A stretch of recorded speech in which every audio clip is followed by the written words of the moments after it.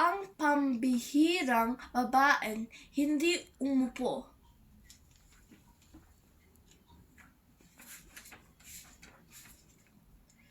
Tatayo siya magluluto sa harap ng kalan, pero hindi siya uupo.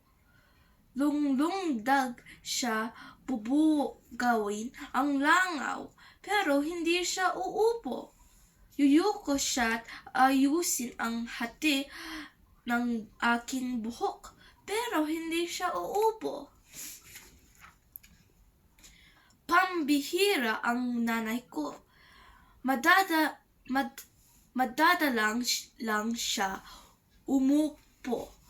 Bihira kong makitang lumapad ang kanyang puwet sa siya man o bangko.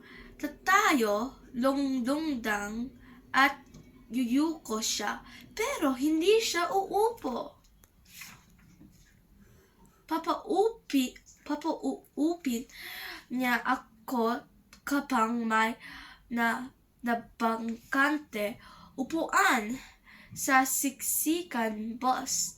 Hindi siya ang uupo. Papaupuin niya ang lolang may bitbit ng bayong.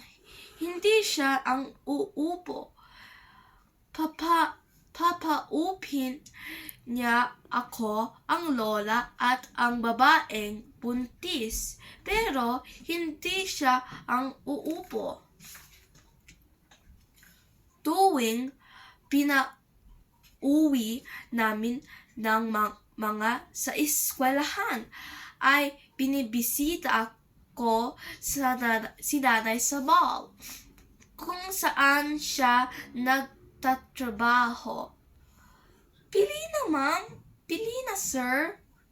Sasandal siya sa harap ng pintuan para batiin ang mga dumaraan, pero hindi siya uupo. Titingkayad siya para abutin ang kahon ng sapatos sa itaas ng instante, pero hindi siya uupo. Luluhod siya para sukatan ng bota, tsinelas at pakya ng mga namimili, pero hindi siya uupo.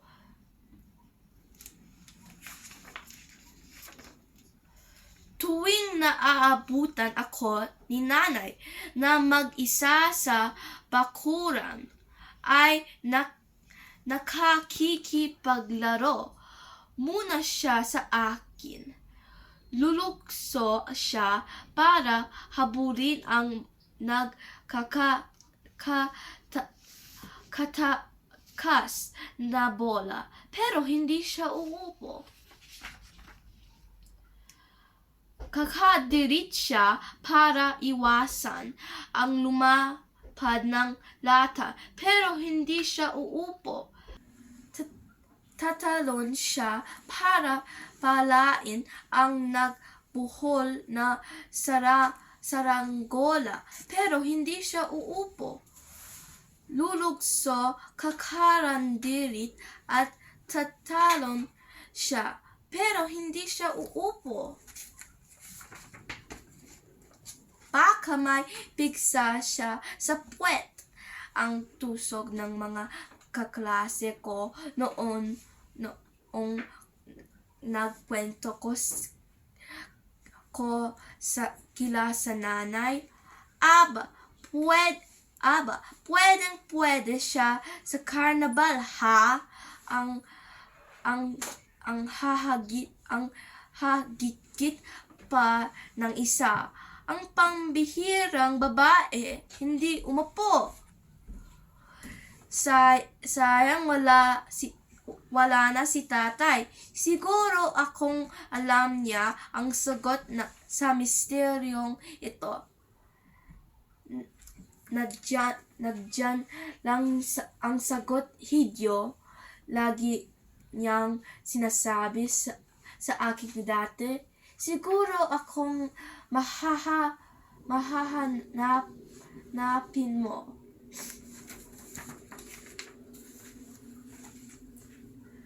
Napaisip tuloy ako at sa sobrang isip ko'y sumakit ang aking ulo. Nagpagod sa kakaisip ay nagbasa na lang ng paboritong kong libro.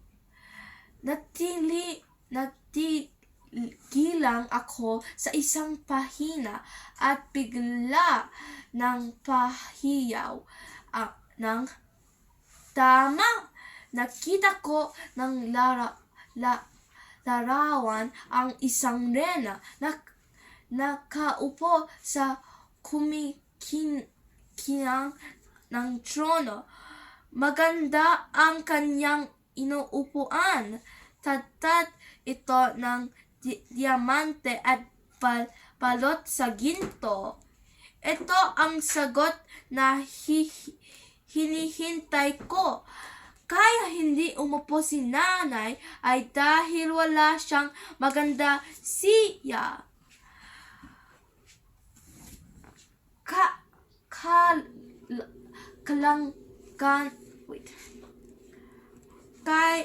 Kaya kailangan ang isang rena ay magandang trono. Mang Cardo, tawag ko sa kapitbahay namin, karpintero. Kaya nyo pong bang gumawa ng siya para kay nanay? Ipinakita ko sa kanya ang retrato ng trono ng rena mula sa aking libro. Kayang-kaya yan. Dali-dali niyang kinukuha ang kanyang lagarit materyo. Basta tutulungan mo ako.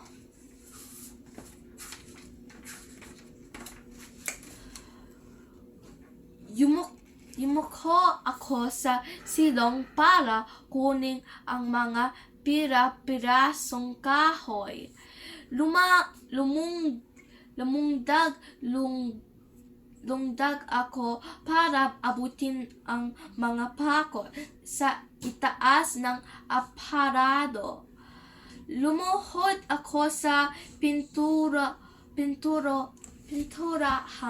ang kahoy ng iba't ibang kulay.